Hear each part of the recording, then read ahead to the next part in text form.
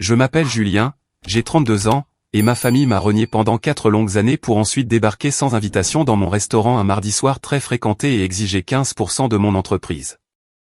Avant de vous raconter le cauchemar juridique absolu que je leur ai fait vivre, dites-moi d'où vous regardez dans les commentaires. Je veux savoir qui est de mon côté aujourd'hui. L'affluence du soir dans mon restaurant du centre-ville d'Austin fonctionnait comme un moteur parfaitement réglé.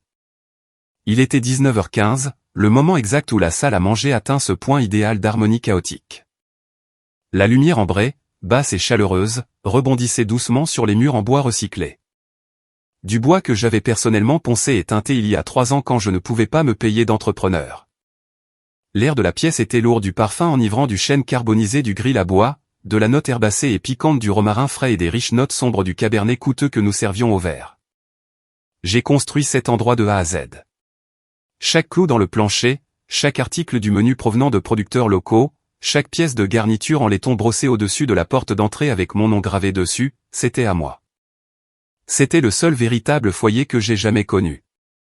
J'étais au passe en cuisine, essuyant le bord d'une assiette contenant des Saint-Jacques parfaitement saisis, lorsque ma responsable de salle, Chloé, a poussé les lourdes doubles portes en acier inoxydable. Elle ne marchait pas. Elle glissait pratiquement, mais sa posture était complètement fausse. Elle serrait son presse-papier en bois de réservation contre sa poitrine, ses jointures devenant blanches, ses yeux sombres étaient écarquillés, et elle me regardait comme les gens regardent quelqu'un qui vient de descendre aveuglément du trottoir dans la circulation. « Julien », dit-elle, sa voix tendue et à peine un murmure, essayant clairement de ne pas alerter les cuisiniers derrière moi. « Il y a une famille à la table 7, un homme, une femme et un jeune homme. Ils n'avaient pas de réservation. Ils ont dépassé l'accueil et ont dit, vous comprendriez. » J'ai immédiatement compris. La température dans ma poitrine est tombée à zéro absolu. Tout le bruit ambiant de la cuisine, le grésillement des casseroles, les cris d'ordre, le cliquetis des couverts s'est estompé en un bourdonnement sourd et sous-marin. Je n'avais pas parlé à un seul membre de ma famille depuis 4 ans. Je ne les aurais pas appelés pour organiser mes propres funérailles. Ils m'avaient effacé de leur vie dès l'instant où j'avais cessé de leur être utile. J'ai pris une lente et profonde inspiration, forçant mon rythme cardiaque à rester stable. J'ai défait mon tablier taché, les plié méthodiquement sur le comptoir de préparation en métal et j'ai lissé ma veste de chef. « Maintenez la ligne », dis-je à Sophie, ma sous-chef. Puis j'ai poussé les portes battantes et je suis sorti dans la salle à manger. La table 7 était ma meilleure table. Elle était juste à côté de l'immense fenêtre avant, offrant une vue parfaite et dégagée sur la scintillante skyline d'Austin. Et ils étaient là, assis au milieu de mon sanctuaire comme un nuage sombre. Mon père, Daniel, était assis au centre. Il avait un verre de mon Cabernet Maison devant lui, un verre de vin à $22 qu'il n'avait décidément pas payé. Il portait son costume marine sur mesure, celui qu'il portait quand il voulait intimider les directeurs de banque. À côté de lui était assise ma mère, Suzanne, ses lunettes de lecture perchées précairement au bout de son nez alors qu'elle faisait défiler son téléphone sans y penser, sa posture rayonnant qu'elle était déjà profondément ennuyée par la conversation avant même qu'elle n'ait commencé. Et en face d'eux était assis mon frère aîné, Mathieu, l'enfant en or. Il se penchait agressivement en arrière sur sa chaise, les bras croisés sur sa poitrine, projetant l'assurance arrogante et non méritée d'un homme qui possédait tout le bâtiment. Il n'en possédait pas un centimètre carré. C'était moi.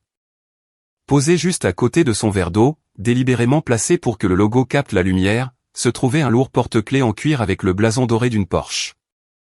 Mon père leva les yeux de son menu quand il me vit approcher. Il sourit. C'était ce sourire facile et terrifiant d'un homme qui croit que le monde entier est obligé de se plier à sa volonté. C'était un sourire qui prétendait que les 4 dernières années de silence assourdissant n'avaient jamais eu lieu. « Le voilà », annonça mon père à voix haute, attirant l'attention d'un couple voisin qui se disputait la garde de leur chien. « Regardez comme vous êtes bien apprêté, Julien. » Je m'arrêtai juste au bord de la table. Je n'ai pas sorti la 4e chaise vide. Je ne me suis pas assis. J'avais besoin de l'avantage de la hauteur. J'avais besoin du petit avantage psychologique d'être la seule personne debout. Vous devez partir, dis-je. Ma voix était complètement plate, dépourvue de toute chaleur ou bienvenue. J'ai un restaurant plein dans 20 minutes, et cette table est réservée. Nous n'allons nulle part.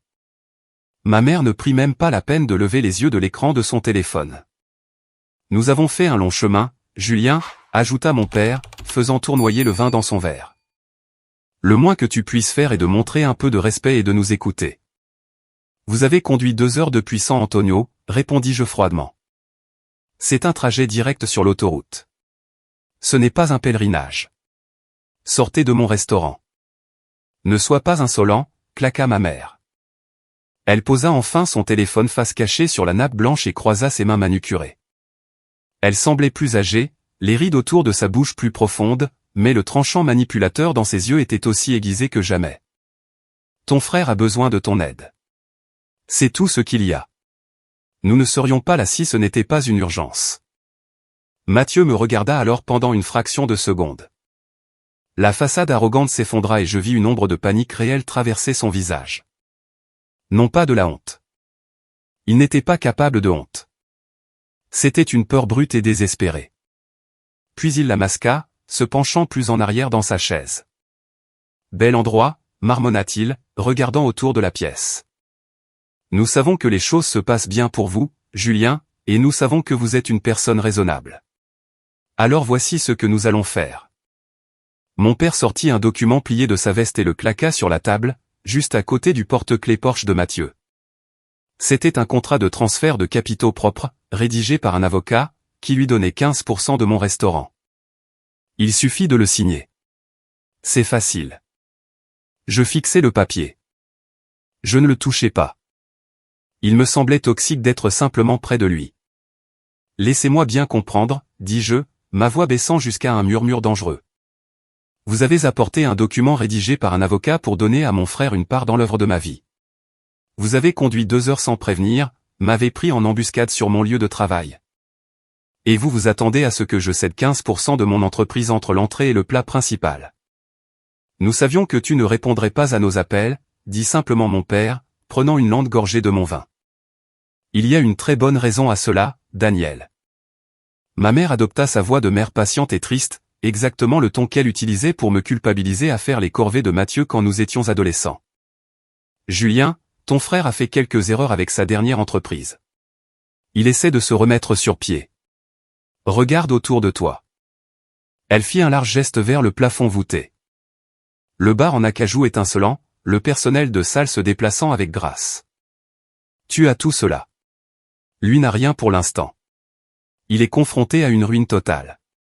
Est-ce que cela te semble juste? Rester sur tes grands chevaux pendant que ton propre sang se noie. Est-ce que cela ressemble à une famille? Je la regardais. L'audace était à couper le souffle. Je pensais à mon studio glacial il y a 4 ans. Je pensais à manger de simples nouilles instantanées la veille de Noël, entièrement seul, parce que je ne pouvais pas me payer un billet de bus à $20 ou un repas décent. Je pensais au poids écrasant de la dette secrète sous laquelle il m'avait enterré, l'héritage de misère qu'il m'avait imposé. Je dois retourner à ma cuisine, dis-je, gardant ma posture rigide. Je demanderai à Chloé de vous apporter l'addition pour le vin et ensuite je veux que vous partiez. Nous ne partons pas. La voix de mon père baissa d'une octave. Le faux sourire disparut complètement, remplacé par un acier froid et dur. Tu dois à cette famille, Julien. Je ne veux pas rendre ça moche ce soir, mais je le ferai absolument. Il se pencha en avant, posant ses lourds coudes sur la table, envahissant mon espace. Tu veux que je commence à parler à tes investisseurs privés? À ton propriétaire? Je sais exactement qui possède ce bâtiment. Marc Dubois détient ton bail commercial ici. Marc et moi sommes allés à la même église pendant 15 ans. Nous avons joué au golf. Un coup de téléphone de ma part, Julien. Un seul coup de téléphone et je peux rendre ta vie très, très compliquée. Le voilà. Le couteau qui glissait entre les côtes. La vraie raison pour laquelle ils étaient venus ici un mardi soir. C'était un chantage. Pure extorsion enveloppée dans le poison des liens familiaux. Je le regardais pendant un long moment agonisant. Je gardais mon visage parfaitement immobile. Je ne le laissais pas voir mon cœur battre la chamade contre mes côtes, la montée soudaine d'adrénaline inondant mes veines. Donnez-moi jusqu'à la fin du service, dis-je, ma voix étrangement calme. 22 heures, je reviendrai à cette table et nous parlerons. Mon père se pencha en arrière, profondément satisfait. Il tapota le papier plié sur la table. C'est tout ce que nous demandons. Prends ton temps. Nous commanderons des entrées. Je me suis retourné et je suis retourné vers la cuisine. Je n'ai pas paniqué. Je veux être très clair à ce sujet parce que ce qui s'est passé ensuite exigeait que je sois plus froid et plus calculateur que je ne l'avais jamais été de toute ma vie. J'ai dépassé les cuisiniers affairés, ignorant les cris frénétiques des commandes, et j'ai fermé la lourde porte de mon petit bureau arrière. La pièce était à peine plus grande qu'un placard. Elle sentait intensément les grains de café torréfié, le papier d'imprimante humide et l'épuisement. Je me suis affalé lourdement dans ma chaise de bureau bon marché et j'ai fixé aveuglément l'écran lumineux de mon ordinateur portable. Mais je ne voyais pas les feuilles de calcul d'inventaire hebdomadaire ou les données de paie. Je fixais directement le passé. Quand j'avais 19 ans, je travaillais 2 emplois éreintants au salaire minimum, retournant des hamburgers le jour et remplissant les rayons des supermarchés la nuit, juste pour essayer désespérément de payer mes études de cuisine. Mes parents avaient clairement fait savoir très tôt qu'il n'y avait absolument aucun fonds universitaire pour moi. Chaque sou économisé par cette famille avait été canalisé vers la série d'entreprises en démarrage raté de Mathieu et son style de vie coûteux. J'étais seul. Un mardi après-midi pluvieux, j'ai essayé de louer un appartement simple et bon marché près du campus. J'ai rempli les papiers, remis mes frais de dossier et j'ai attendu. 10 minutes plus tard, l'agent de location est sorti. Elle m'a regardé avec un mélange de profonde pitié et de dégoût et m'a remis une copie imprimée de mon rapport de crédit.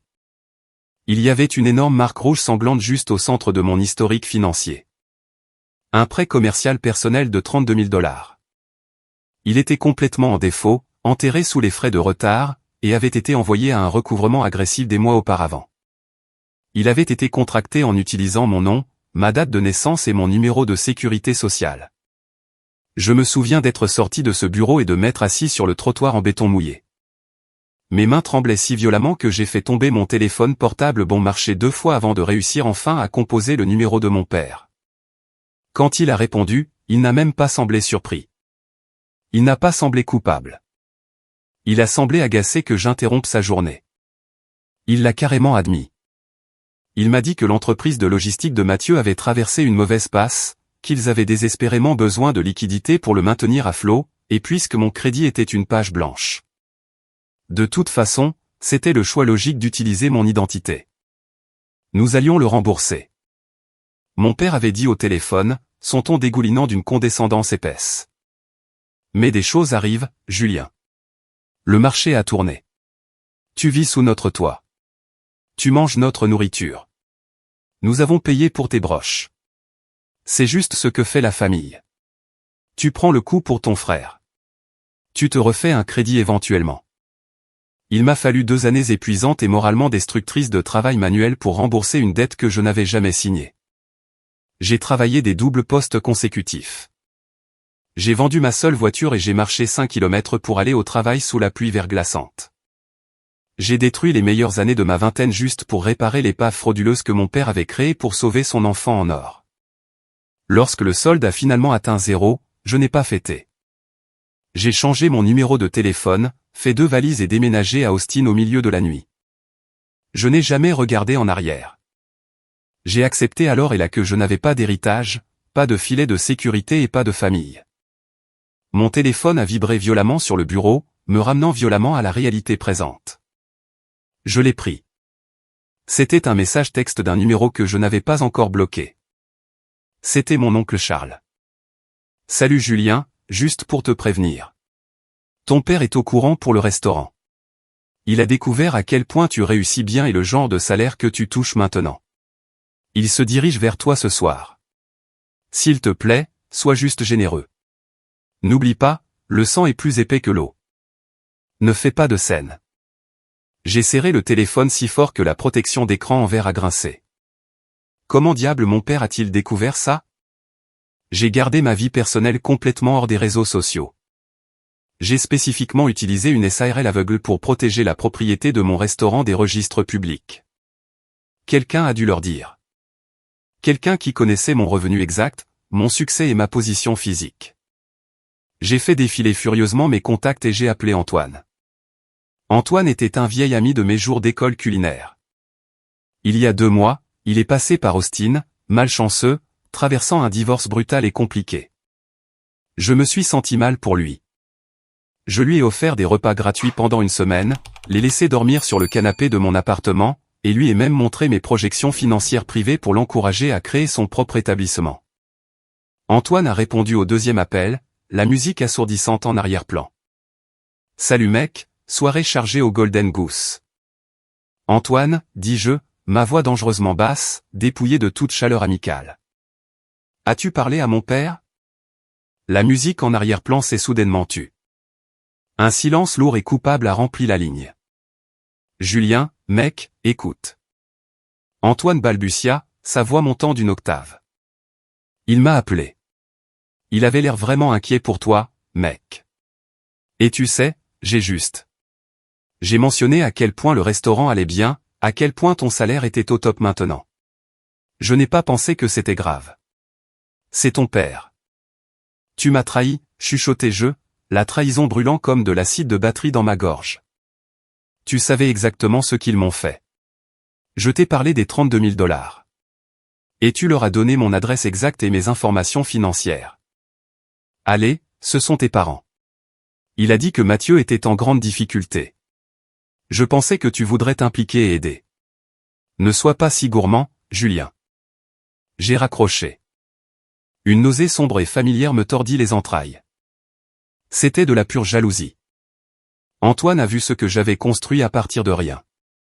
Et une partie sombre et mesquine de lui voulait le voir mis à l'épreuve. Il voulait me voir ramené à son niveau. C'était le monde dans lequel je vivais. Si je montrais la moindre once de faiblesse ce soir, ma famille me saignerait à blanc jusqu'à ce que je sois de retour sur ce trottoir mouillé, sans rien. J'ai ouvert un nouveau message texte. J'ai tapé 3 mots à la seule personne de la ville en qui j'avais vraiment confiance. Ils sont là. Table 7. J'ai besoin de toi. 3 points sont apparus presque instantanément. Puis sa réponse, j'arrive. Ne signe pas le moindre papier. 25 minutes plus tard, on frappa sèchement et avec autorité à la lourde porte d'acier, à l'arrière de l'allée de la cuisine. Je dépassai un aide-serveur portant une pile d'assiettes sales et déverrouillai le pêne dormant. Diane sortit de la nuit humide du Texas et entra dans la chaleur chaotique de ma cuisine. Diane avait 60 ans, des cheveux argentés impeccablement coiffés et la posture impeccable et terrifiante d'une femme qui avait passé 30 ans à déchiqueter l'opposition dans les salles d'audience d'entreprises à enjeux élevés.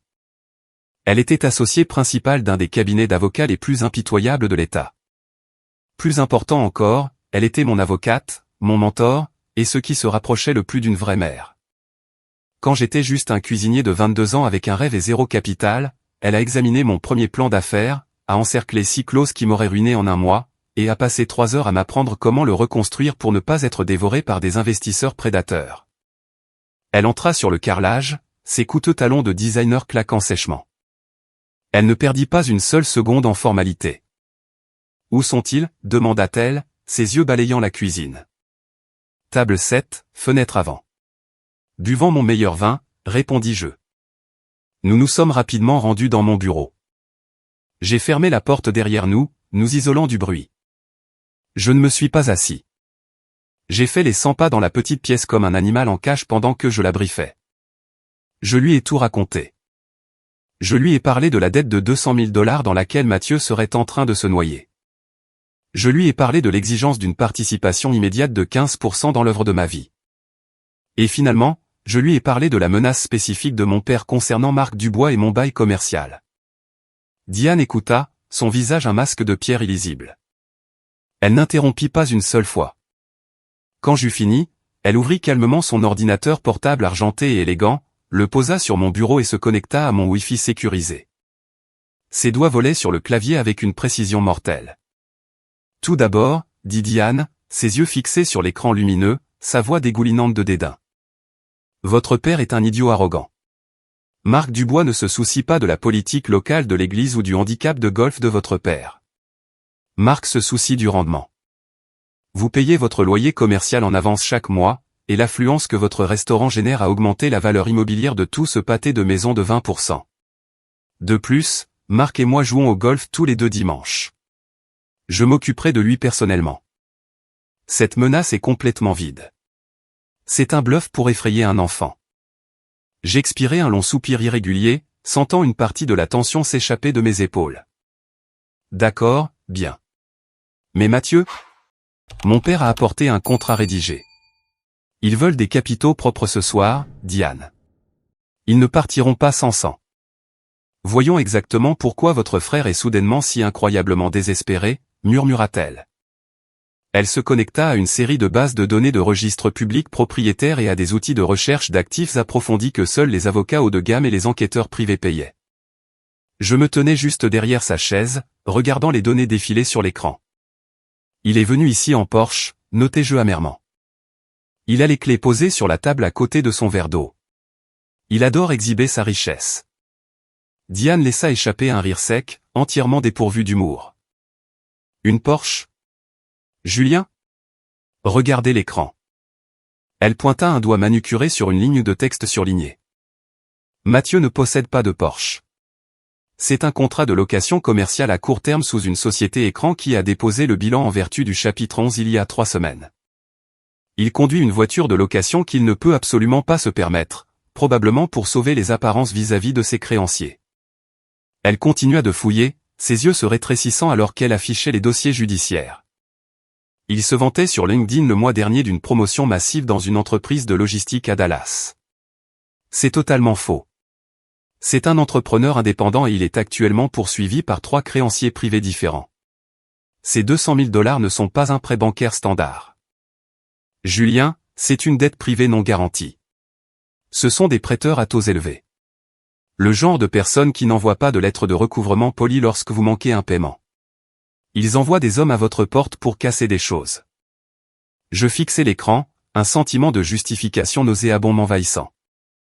Mon frère, l'enfant en or, celui qui était toujours jugé plus intelligent, meilleur et plus méritant aux yeux de mes parents, était un fraudeur complet et absolu.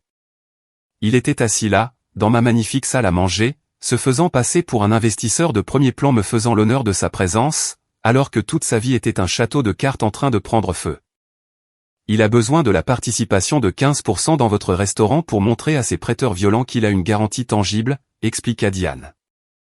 Fermant les onglets du navigateur un par un, cela prouve qu'il a des actifs.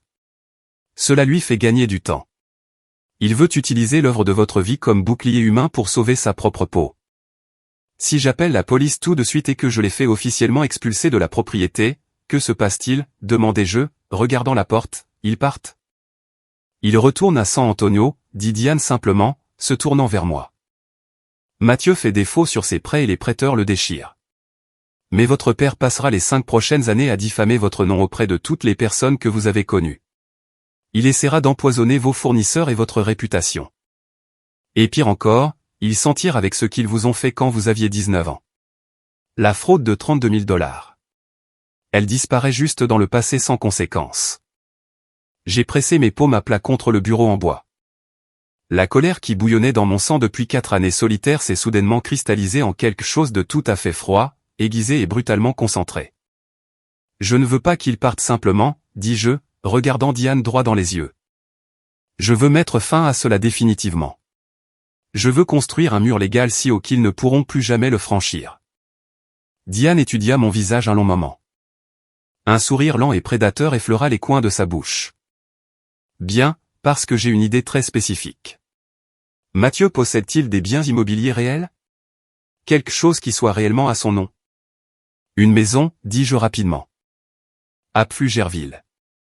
Mes parents lui ont donné les 80 000 $ d'acompte il y a 5 ans. Autant que je sache, c'est le seul actif tangible qu'il possède. Diane ouvrit un nouveau programme de rédaction juridique. Donnez-moi 20 minutes. Vous devez retourner dans la salle à manger et faire la performance de votre vie. Vous devez avoir l'air brisé, Julien. Vous devez avoir l'air exactement comme le petit garçon faible, soumis et obéissant qu'il s'attende à ce que vous soyez. Les doigts de Diane attaquèrent le clavier de l'ordinateur portable avec une vitesse rythmique terrifiante. Je suis en train de rédiger un tout nouveau document, expliqua-t-elle sans lever les yeux de l'écran lumineux. Il fera exactement 11 pages. Il aura l'air dense, ennuyeux et standard. La page de couverture ressemblera remarquablement au transfert de capitaux propres que votre père a apporté, mais la structure interne est complètement différente. Je me penchai, regardant les blocs denses de texte juridique remplir l'écran. Que fait-il réellement? C'est un accord de prêt commercial garanti, dit-elle, sa voix dégoulinant d'une précision juridique absolue. Vous ne lui donnez pas une seule goutte de capitaux propres dans ce restaurant. Vous proposez à Mathieu un prêt commercial de 200 000 $ de votre SARL à son entité personnelle, explicitement destiné à satisfaire ses créanciers agressifs. Mais voici le piège. Le prêt est personnellement garanti par Mathieu et garanti par un privilège primaire exécutoire sur sa maison de Plugerville. Il ne signera jamais ça, objectai-je, secouant la tête. Mon père lit les contrats. Il est arrogant, mais il n'est pas aveugle. Il verra la clause de privilège. Il ne lira pas celui-ci, rétorqua Diane avec douceur, surlignant un paragraphe et changeant la taille de la police. Pas si vous vendez le récit. Les gens voient ce qu'ils veulent désespérément voir. Votre père veut voir un fils terrifié et abattu abandonné. Il veut la victoire ultime. Si vous lui remettez une épaisse pile de jargon juridique et que vous lui dites que ce n'est qu'un document de conformité pour les investisseurs afin de vous protéger de l'IRS, son ego massif fera le reste. Il se précipitera pour la signature pour vous enfermer. Elle appuya sur la commande d'impression. La lourde imprimante laser dans le coin de mon bureau ronronna, crachant des pages nettes et chaudes d'une destruction financière absolue. Il y a encore une chose, dit Diane, sortant les pages du plateau et les tapant en une pile soignée. Elle me tendit le lourd dossier. Ce contrat vous donne un immense avantage sur sa maison, mais je veux un avantage sur votre père. Je veux que la fraude originale de 32 000 $ soit explicitement consignée. Le Texas est un État à consentement unilatéral pour l'enregistrement des conversations. Je dois le faire admettre ce qu'il vous a fait il y a 9 ans à voix haute et clairement. Je pris le dossier. Il était incroyablement lourd dans mes mains, comme une arme chargée. S'il découvre que je l'enregistre, il partira immédiatement. Alors ne le laissez pas le découvrir, dit Diane, se levant et croisant les bras. Utilisez son arrogance contre lui. Faites-lui croire qu'admettre cela est son idée. Faites-lui croire que cela l'aide. J'ai hoché la tête lentement. Je suis sorti du bureau et je me suis dirigé vers le petit miroir accroché près des casiers du personnel. J'ai fixé mon reflet. J'ai déboutonné le bouton du haut de ma veste de chef impeccable. J'ai laissé mes épaules s'affaisser, effaçant ma posture confiante. J'ai pratiqué le regard dont j'avais besoin. Vaincu, épuisé. Un homme qui avait mené une longue et brutale bataille et qui avait finalement réalisé qu'il ne pouvait pas gagner contre le poids écrasant de son propre sang. Je suis sorti sur le sol de la cuisine. Le rush du dîner battait son plein, glorieux. Les casseroles grésillaient violemment, les assiettes claquaient contre le passe, et la machine à tickets gazouillait sans relâche. Sophie, lancai-je à ma sous-chef. Elle leva immédiatement les yeux d'une poêle de risotto aux champignons sauvages. J'ai besoin que tu prennes la ligne pendant les 30 prochaines minutes. Je gère une situation critique dans la salle à manger. Compris, chef. J'ai la main, dit-elle instantanément, s'installant à ma station sans un seul moment d'hésitation. C'était ma vraie famille. Les gens qui me soutenaient réellement quand les feux devenaient trop intenses. J'ai trouvé Luc, mon chef barman, essuyant le comptoir en acajou. Luc, j'ai besoin d'une nouvelle bouteille du pinot noir de réserve et d'un grand plateau de fromages artisanaux, envoyés immédiatement à la table 7, offert par la maison. Traitez-les comme des VIP absolus. Luc leva un sourcil fortement tatoué, mais hocha la tête sèchement. Tout de suite, patron. J'ai pris une profonde inspiration, serrant le dossier légal contre mon flanc. J'ai poussé les portes battantes et je suis sorti dans la salle à manger. Le bruit ambiant du restaurant m'a envahi. Le cliquetis des lourds couverts, le bourdonnement bas et régulier des conversations, la musique jazz jouant doucement des haut-parleurs au plafond. C'était la vie normale. En m'approchant de la table 7, j'ai vu mon père vérifier agressivement sa lourde montre en or. Mathieu envoyait frénétiquement des SMS à quelqu'un, sa jambe sautillant nerveusement sous la table, trahissant sa panique. Ma mère arrangeait son rouge à lèvres dans un petit miroir de poche argenté. Luc arriva exactement en même temps que moi, débouchant en douceur le coûteux pinot noir et le versant généreusement dans leur verre. Il posa le magnifique plateau de fromage au centre de la table et disparut. « Merci, Luc, dis-je doucement, prenant la 4e chaise vide et m'asseyant lourdement à côté de ma mère. J'ai regardé mon père de l'autre côté de la table. J'ai laissé toute la fausse bravade s'échapper complètement de mon visage. J'ai baissé les yeux vers la nappe, passant mon doigt nerveusement le long du bord d'un verre d'eau vide. « Vous gagnez » dis-je doucement, m'assurant que ma voix se brise juste un petit peu sur les bords. Je ne peux plus vous combattre. Je ne veux pas de drame. Je ne veux pas que vous appeliez Marc Dubois ou que vous harceliez mes investisseurs. Je veux juste que cela se termine. Je suis fatigué. Le visage de ma mère s'adoucit instantanément, se transformant en un masque de fausse chaleur écœurante. Elle tendit la main et posa sa main froide sur la mienne. Oh Julien, nous savions que tu finirais par revenir à la raison. Tu as toujours été le plus fort de cette famille. Nous avons juste besoin que tu sois fort pour ton frère une dernière fois. Nous savions que nous pouvions compter sur toi. J'ai levé les yeux vers Mathieu, la vague de soulagement absolu qui a envahi son visage était pathétique. Il ressemblait à un homme qui se noyait et à qui on venait de jeter une bouée de sauvetage. Il a tendu la main vers son verre de vin d'une main légèrement tremblante et a pris une gorgée massive.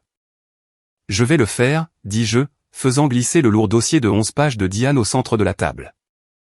Je donnerai à Mathieu le soutien financier dont il a besoin pour survivre à cela, mais nous devons faire cela exactement à ma façon pour les comptables. Mon père fronça légèrement les sourcils, ses yeux tombant sur l'épaisse pile de papier. Qu'est-ce que tout cela? J'ai apporté un simple document de transfert de capitaux propre d'une page. Nous n'avons pas besoin d'un roman.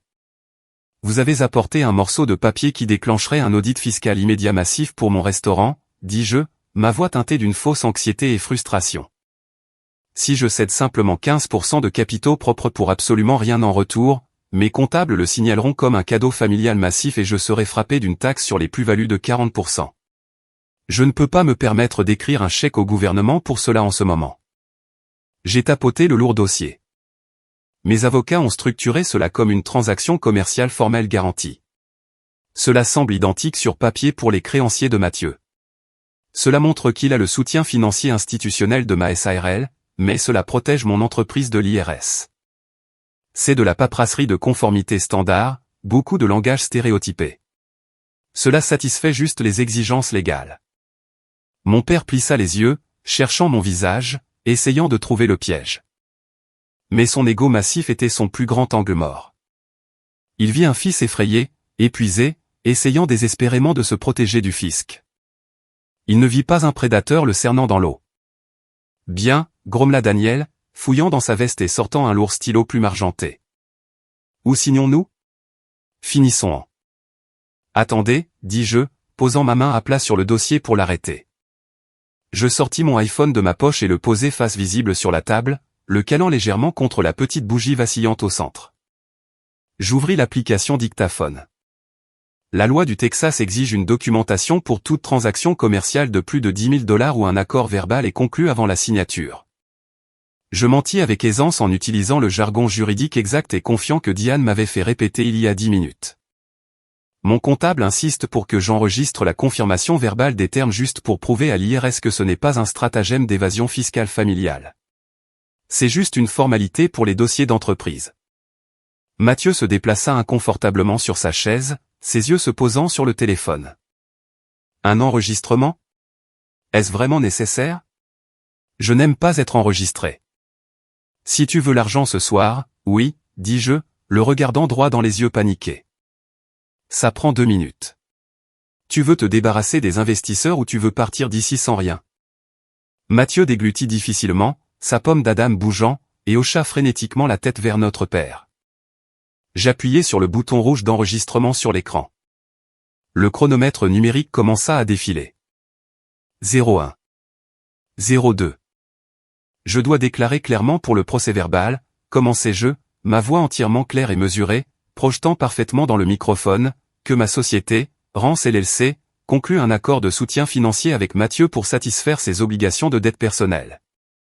Mathieu, tu confirmes que tu n'as pas d'actifs liquides pour couvrir cette obligation toi-même? Je confirme, marmonna Mathieu doucement, fixant la nappe. Excellent, je tournai mon regard directement vers mon père. Mon cœur battait comme un marteau-piqueur contre mes côtes, mais mes mains posées sur la table étaient complètement stables. Maintenant, pour que mon comptable approuve cela sans le signaler comme un modèle de dons familiaux non documentés, nous devons aborder l'historique financier antérieur. Nous devons clairement et légalement séparer cette nouvelle transaction du passé. La mâchoire de mon père se serra. Quel passé? De quoi tu parles? Les $32 000, dis-je doucement, lui offrant un regard de pure sympathie fabriquée. Le prêt personnel contracté à mon nom il y a 9 ans. Mon comptable l'a trouvé sur mon ancien historique de crédit lorsque nous avons demandé le bail commercial. Elle a besoin que vous déclariez sur l'enregistrement audio que c'était une affaire familiale informelle réglée dans le passé. Ainsi, elle peut légalement le séparer de la transaction d'entreprise d'aujourd'hui. Cela vous protège réellement, papa. Cela clôt officiellement le dossier pour que l'IRS ne puisse pas regarder en arrière. J'ai retenu mon souffle. Tout le restaurant semblait s'estomper dans un bruit blanc. Nous n'étions que nous 4, le chronomètre rouge sur l'écran de mon téléphone, et 9 ans de traumatisme enfoui et agonisant attendant d'être déterré. Mon père regarda le téléphone. Il regarda l'épais contrat qui promettait le salut immédiat à son fils préféré. Je pouvais pratiquement voir les rouages tourner dans sa tête. Il faisait le calcul, admettant une vieille erreur enfouie pour assurer une victoire financière massive ce soir. Il se pencha légèrement vers le téléphone, adoptant sa voix de patriarche la plus autoritaire et raisonnable. Pour le procès-verbal, déclara Daniel, articulant clairement chaque syllabe. Un prêt a été contracté au nom de Julien il y a environ 9 ans pour un montant de 32 000 $. Il a été utilisé à des fins familiales pour aider Mathieu. J'ai initié cette transaction de manière informelle à l'époque. C'était une erreur, mais c'est entièrement séparé de l'affaire d'aujourd'hui. Cette affaire est close. Bien reçu. Un frisson glacial de victoire pure et inaltérable me parcourut la colonne vertébrale. Je gardai mon visage complètement impassible. Parfait. Merci. C'est exactement ce que mon comptable a besoin d'entendre. Je n'ai pas arrêté l'enregistrement. Je l'ai laissé tourner. J'ai fait glisser le lourd contrat sur la table vers Mathieu. Signe les lignes marquées à la page 11.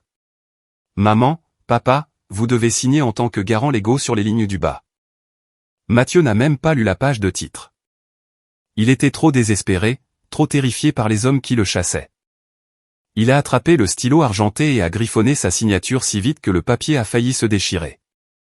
Il a tendu le stylo à ma mère qui a signé avec un soupir dramatique et fin et l'a finalement tendu à mon père. Daniel a apposé sa signature arrogante sur la ligne du bas sans lire un seul mot des 11 pages denses de jargon juridique. Mon père m'a rendu le dossier fermé. Voilà, dit mon père, se penchant lourdement sur sa chaise et prenant une gorgée triomphante et avide de son vin. Nous avons fini ici. Tu as fait ce qu'il fallait, Julien. Nous sommes fiers de toi d'avoir pris tes responsabilités.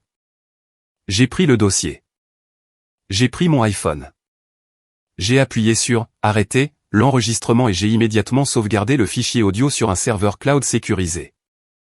Puis j'ai levé les yeux. Le fils fatigué, vaincu, soumis avait complètement disparu. J'ai redressé ma colonne vertébrale, laissant ma vraie posture, la posture d'un chef exécutif qui dirigeait une entreprise d'1 million de $, revenir. Oui, dis-je doucement. Ma voix coupant le bruit ambiant du restaurant comme une lame chirurgicale. Nous avons absolument fini. Mon père fronça les sourcils, son front se plissant alors qu'il sentait le changement violent et soudain d'atmosphère à table. Quel est ce regard? Pourquoi me regardes-tu comme ça? J'ai posé mes 2 mains à plat sur la table et je me suis penché incroyablement près. Je ne vous ai pas cédé 15% de mon restaurant, dis-je, ma voix dangereusement calme et stable. En fait, je n'ai pas cédé un seul pourcent. Ce que vous venez de signer, Mathieu, sans prendre la peine de lire une seule page, est un billet à ordre de prêt commercial garanti, juridiquement contraignant. Mathieu se figea complètement, son verre de vin suspendu à mi-chemin de sa bouche. De quoi parles-tu? Quel prêt? Je parle de votre dette de 200 000 $, continuai-je, appréciant profondément la panique brute et inaltérée qui apparaissait lentement dans ses yeux. Voyez-vous, pendant que vous étiez assis ici à boire mon vin cher et à agir comme si vous possédiez l'endroit, mon avocat a fouillé en profondeur. Nous avons découvert exactement à qui vous deviez de l'argent, et nous avons réalisé que ces prêteurs à taux élevés étaient incroyablement désespérés de se débarrasser d'une mauvaise dette non garantie d'un type conduisant une Porsche louée. Je souris. Ce n'était pas un joli sourire. C'était le sourire d'un prédateur qui avait enfin piégé sa proie. Il y a 30 minutes, mon avocat les a contactés directement. J'ai racheté votre dette, Mathieu. Je leur ai payé 60% du montant en espèces. Ils ont envoyé les documents de transfert par email pendant que vous mangiez le plateau de fromage gratuit. Ma mère haleta bruyamment, laissant tomber sa serviette en lin sur le sol. Julien, qu'est-ce que ça veut dire? Cela signifie, dis-je, croisant directement le regard de mon frère, que ces hommes dangereux ne possèdent plus votre dette. C'est moi. Je suis votre seul créancier. Vous me devez 200 000 $. Et ce document que vous venez de signer joyeusement, c'était une garantie d'actif principal. Il garantit légalement la dette contre la seule chose que vous possédez réellement dans ce monde, votre maison à Pflugerville.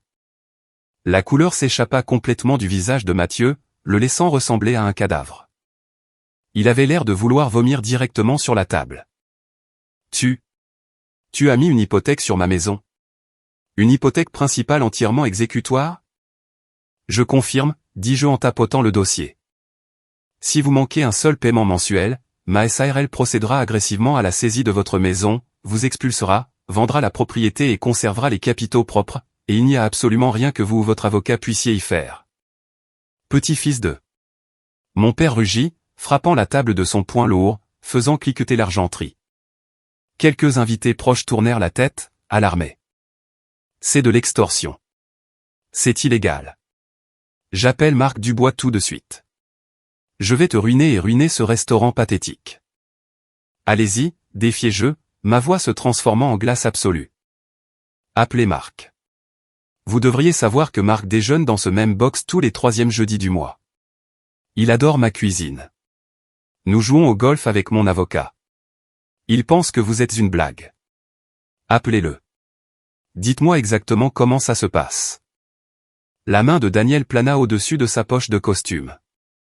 Hésitant, la réalisation écrasante qu'il n'avait absolument aucun pouvoir ici. Plus aucun levier. Était enfin en train de traverser son crâne épais et arrogant. Et quant à me ruiner, ajoutai-je en tapotant l'écran en verre de mon iPhone. Vous venez d'avouer sur un enregistrement audio d'une clarté cristalline avoir commis un vol d'identité et une fraude électronique contre un mineur il y a 9 ans. Dans l'État du Texas, le délai de prescription pour cette fraude financière spécifique est de 10 ans. Il nous reste 1 an avant qu'il n'expire. Mon père cessa de respirer. Le sang s'échappa de son visage, le laissant paraître vieux, creux et complètement vaincu. Si jamais vous me menacez à nouveau, chuchotai-je, me penchant sur la table si près qu'il pouvait sentir l'amande sur mon souffle. Si jamais vous vous présentez à nouveau à mon entreprise, si jamais vous m'envoyez un message, si jamais vous regardez même dans ma direction générale.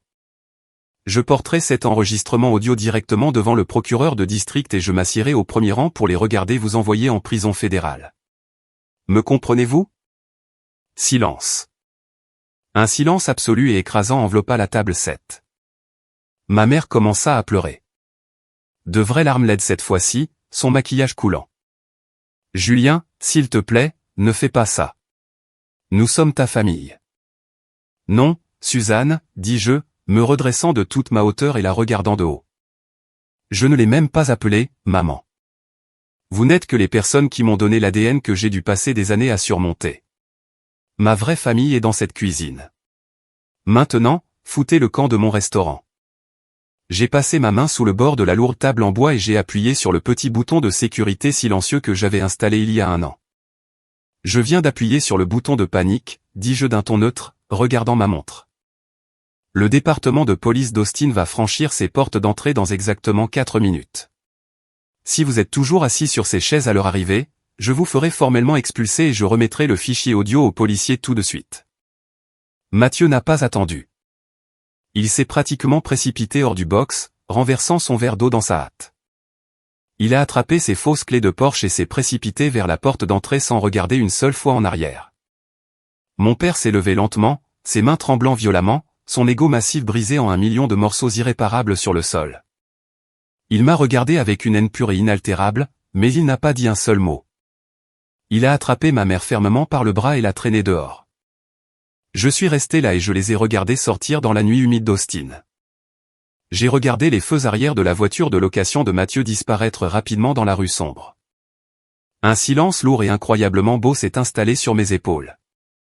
Pendant des années d'anxiété écrasante, de regards constants par-dessus mon épaule, de sensations du poids fantôme d'une chaîne de 32 000 $ autour de mon cou, tout s'est évaporé dans l'air. J'étais enfin vraiment libre. C'est un moment qui a tout changé lorsque j'ai enfin repris le contrôle de ma vie. Merci de votre patience d'être arrivé jusqu'ici. Vous êtes incroyable.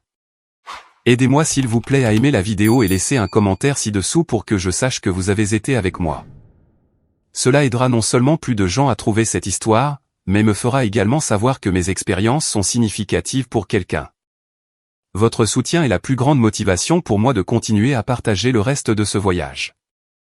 Je suis resté complètement immobile près de la fenêtre avant, regardant les feux rouges arrière de la voiture de location de Mathieu disparaître rapidement dans la rue sombre d'Austin. L'humidité lourde du Texas semblait engloutir le véhicule, l'effaçant de mon monde aussi facilement qu'ils avaient essayé de m'effacer il y a 4 ans. Les lumières bleues et rouges clignotantes d'une voiture de patrouille du département de police d'Austin se sont reflétées contre la vitre un instant plus tard. 2 officiers ont franchi les portes d'entrée, leurs mains posées avec précaution sur leur ceinturon. Chloé les a interceptés immédiatement, sa voix calme et professionnelle. Je me suis approché, mon rythme cardiaque commençant enfin à ralentir pour retrouver un rythme normal. J'ai serré la main de l'officier principal et j'ai expliqué que les individus perturbateurs venaient de quitter les lieux, et qu'aucune autre action n'était requise ce soir-là. Ils ont pris ma déposition, ont fait un rapide balayage de la salle à manger, et sont partis en 10 minutes. Au moment où la lourde porte vitrée s'est refermée derrière les officiers, toute l'atmosphère du restaurant a changé.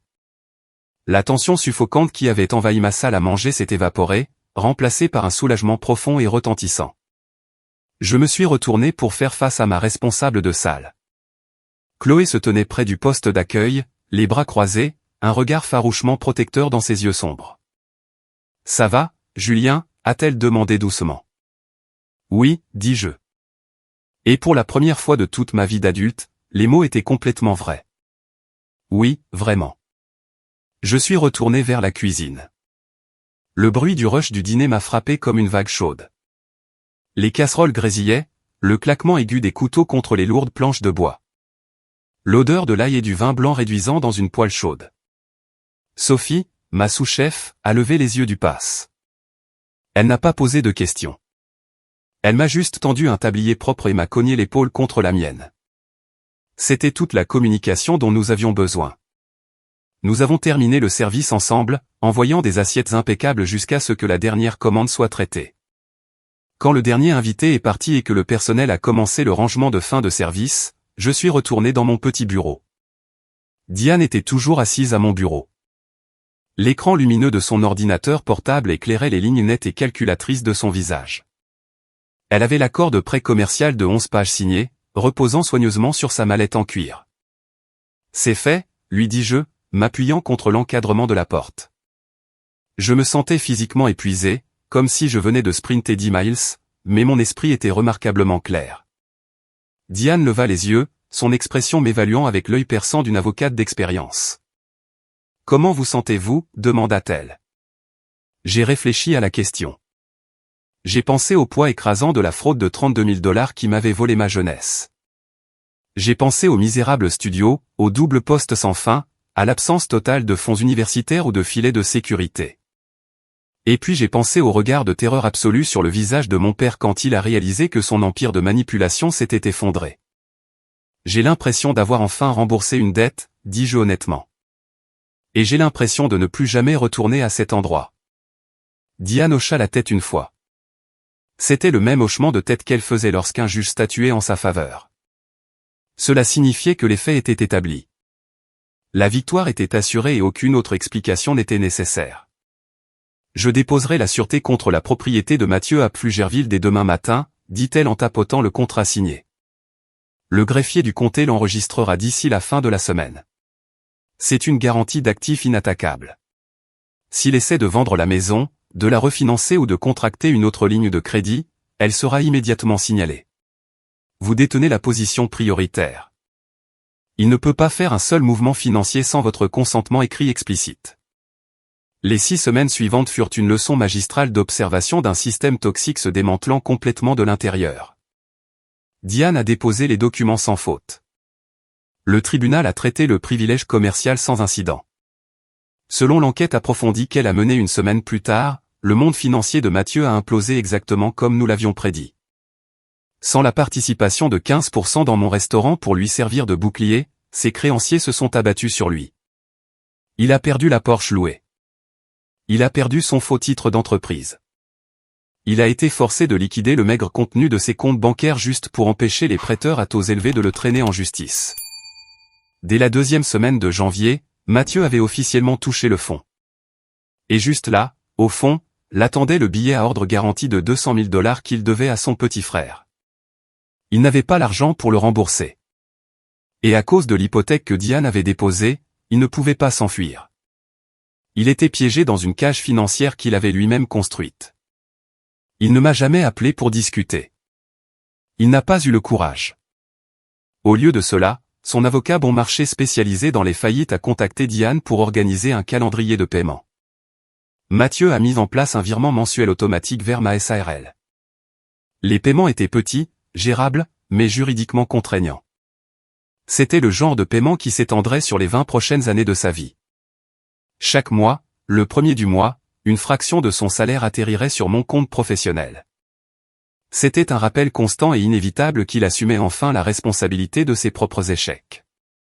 Mon père a tenu exactement 3 semaines avant que son ego ne le force à me contacter. J'étais en cuisine, préparant le rush du dîner du vendredi quand mon téléphone portable a vibré. C'était un numéro que je ne reconnaissais pas, probablement un téléphone jetable ou une ligne de bureau empruntée. Je l'ai laissé passer directement à la messagerie vocale. 10 minutes plus tard, je suis entré dans la chambre froide, entouré de caisses de produits frais, et j'ai écouté le message. C'était Daniel. Il a parlé pendant 4 minutes ininterrompues. Il ne s'est pas excusé pour la tentative d'extorsion. Il ne s'est pas excusé d'avoir volé mon identité quand j'avais 19 ans. Au lieu de cela, il a raconté un récit follement délirant sur l'équité, la loyauté familiale et l'héritage qu'il essayait de protéger. Il a parlé de la façon dont je déchirais la famille, de la façon dont j'étais vindicatif et cruel envers les personnes qui m'avaient élevé. Il a utilisé tous les mots à la mode manipulateur de son arsenal, essayant de me faire sentir coupable d'avoir simplement appliqué le contrat légal qu'il avait volontairement signé. J'ai écouté le message vocal en entier 2 fois. J'ai analysé son ton, notant le bord désespéré et irrégulier sous sa prestation arrogante. Il ne parlait plus d'une position de pouvoir. C'était un homme acculé qui criait dans le vide. Je ne l'ai pas rappelé. J'ai supprimé le message vocal, bloqué le nouveau numéro et je suis retourné dans ma cuisine. Le restaurant, à l'abri du chaos de ma famille, a continué à prospérer. Nous avons réalisé notre trimestre le plus rentable jamais enregistré en mars. Les critiques culinaires locaux ont loué notre menu de printemps innovant, et nous avions une liste d'attente pour les réservations du week-end qui s'étendait sur 3 semaines. J'ai embauché 2 cuisiniers supplémentaires, j'ai donné à Sophie une augmentation substantielle et le titre officiel de chef exécutif, et j'ai prolongé nos heures d'ouverture. Le bois recyclé sur les murs de la salle à manger avait vieilli jusqu'à la teinte ambrée chaleureuse exacte que j'avais imaginée il y a des années lorsque j'avais esquissé pour la première fois l'aménagement de cet endroit sur une serviette de cocktail tachée. À l'époque, j'étais un jeune de 23 ans travaillant un double service brutal dans un restaurant.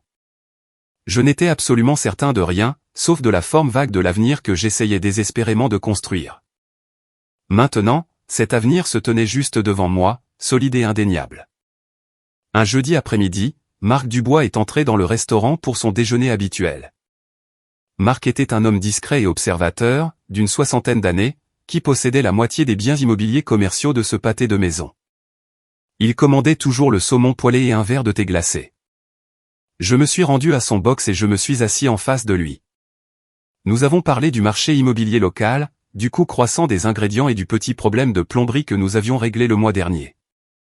Alors qu'il finissait son thé, Marc me regarda directement. J'ai reçu un coup de téléphone très étrange il y a quelques semaines, Julien, d'un homme nommé Daniel Callaway. Il a prétendu être votre père. Il m'a raconté une histoire très élaborée sur la façon dont vous vous livriez à des pratiques commerciales frauduleuses et m'a suggéré de résilier immédiatement votre bail commercial pour protéger ma propriété. Mon estomac se serra brièvement, mais je tins son regard. Et qu'est-ce que vous lui avez dit, Marc ? Marc sourit, une expression sincère et chaleureuse.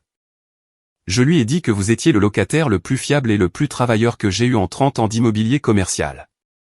Je lui ai dit que votre loyer était toujours payé en avance. Votre restaurant est impeccable et que s'il rappelait un jour mon numéro privé pour vous calomnier, mes avocats déposeraient une plainte pour harcèlement contre lui avant qu'il ne puisse raccrocher. J'expirai un souffle, un profond sentiment de gratitude m'envahissant. Merci, Marc. J'apprécie cela plus que vous ne le savez. Vous ne devez rien à cet homme, Julien, dit Marc doucement, glissant hors du box. Vous avez construit cela. Protégez-le. La dernière pièce de la retombée est arrivée quelques jours plus tard. Ma mère m'a envoyé un SMS d'un nouveau numéro. Ce n'était pas un long paragraphe de manipulation. C'était juste 4 mots simples. J'espère que tu es heureux. C'était une déclaration lourde de sens, conçue pour injecter une dernière goutte de venin, une dernière graine de doute dans mon esprit. Elle était censée insinuer que mon succès était bâti sur leur souffrance, que mes limites étaient en fait des actes de cruauté. J'ai regardé le message texte pendant longtemps. J'ai pensé au jeune garçon qui voulait désespérément que sa mère le défende, le protège des stratagèmes de son père et des échecs de son frère. Ce garçon avait disparu. Il avait grandi sur le trottoir humide devant un bureau de location. J'ai tapé 2 mots en réponse. Je les pensais avec chaque fibre de mon être. Je le suis. Puis j'ai bloqué le numéro définitivement, j'ai laissé tomber le téléphone dans ma poche et je suis retourné au travail. Il est 2 heures du matin un dimanche. Le restaurant est complètement vide. Le personnel de salle est rentré chez lui il y a des heures. La cuisine est impeccablement propre et les lourdes portes d'entrée sont verrouillées. Je suis assis seul à la table 7, la table exacte où ma famille a tenté d'exécuter son dernier chantage désespéré. Les lumières de la rue à l'extérieur projettent de longues ombres silencieuses sur le sol de la salle à manger. J'ai un verre de pinot noir de réserve à la main. Le même vin que Luc a versé pour mon père juste avant qu'il ne signe son propre arrêt de mort financier. Je prends une lente gorgée, laissant la saveur riche et sombre s'installer sur ma langue. Le silence dans la pièce n'est pas solitaire. C'est le silence le plus beau et le plus durement gagné que j'ai jamais connu. Je regarde autour de moi le bar en acajou étincelant, les accessoires en laiton, les tables méticuleusement dressées pour le service de demain. Je pense au concept d'héritage. Mon père était obsédé par l'héritage. Il croyait que la lignée dictait la loyauté, que le simple fait de partager un nom de famille lui donnait le droit inhérent de consommer la vie des gens autour de lui. Il a sacrifié mon avenir financier, ma jeunesse et ma confiance. Tout pour préserver l'image creuse et en décomposition de son enfant en or. Mais assis ici ce soir, je sais exactement quel est mon héritage. Mon héritage n'est pas un héritage transmis par une famille riche. Ce n'est pas un fonds de fiducie ou un compte universitaire qui n'a jamais existé. Mon héritage, ce sont les callosités sur mes mains. Ce sont les 2 années épuisantes que j'ai passées à rembourser une fraude de 32 000 $ juste pour avoir une ardoise propre. Mon héritage, c'est Sophie qui s'est levée pour diriger ma cuisine sans une seconde d'hésitation. C'est Chloé qui est restée farouchement près de la porte pour protéger ma paix. C'est Diane qui m'a appris à transformer la loi en une forteresse imprenable. Je pense à Antoine, le vieil ami qui m'a trahi pour un bref moment de petite jalousie. Cette trahison a piqué, mais elle m'a appris une leçon vitale. La confiance n'est pas un paramètre par défaut. C'est une monnaie qui doit être gagnée, respectée et protégée. Antoine a choisi de s'aligner sur les fantômes de mon passé, et ce faisant, il est devenu l'un d'eux. Ma vraie famille ne partage pas mon ADN. Ma vraie famille est le réseau de personnes incroyablement fortes, loyales et capables avec lesquelles j'ai intentionnellement choisi de m'entourer. Nous avons construit ce sanctuaire ensemble, et personne, absolument personne, n'a le droit d'entrer sans invitation et d'en réclamer une part. J'ai survécu à l'embuscade. Je ne l'ai pas seulement survécu. J'ai démantelé toute leur structure de pouvoir toxique. L'enregistrement audio de la confession de mon père est conservé en toute sécurité sur 3 serveurs cloud cryptés différents. C'est la police d'assurance ultime. Tant que je la détiens, il ne peut jamais me toucher. Et Mathieu, le gosse en or arrogant, passera les 2 prochaines décennies à payer littéralement pour ses erreurs, finançant la SARL même qu'il a essayé de voler. C'est un dénouement impitoyable, mais c'est un dénouement profondément juste. Avant de clore cette vidéo, je veux vous laisser avec cette pensée. Nous sommes souvent conditionnés par la société à croire que la famille est un lien incassable. Que nous devons sans cesse pardonner et accommoder les personnes qui partagent notre sang, peu importe à quel point elles nous blessent profondément. Mais c'est un mensonge conçu pour maintenir les victimes piégées dans le cycle de l'abus. Vous avez le droit absolu et indéniable de vous éloigner des personnes toxiques, même si ces personnes sont vos parents ou vos frères et sœurs. Fixer des limites fermes et inamovibles n'est pas un acte de cruauté. C'est un acte de préservation de soi radical. Vous ne devez pas votre vie, votre succès durement acquis ou votre santé mentale à des personnes qui ne vous considèrent que comme un atout à exploiter. Si quelqu'un exige que vous vous incendiez juste pour qu'il ait chaud, donnez-lui une allumette et sortez. Votre paix vaut infiniment plus que leur approbation. Vous avez le pouvoir d'écrire votre propre histoire, de choisir votre propre famille et de construire une vie qui vous appartient entièrement. Merci beaucoup d'être resté avec moi et d'avoir écouté mon histoire aujourd'hui.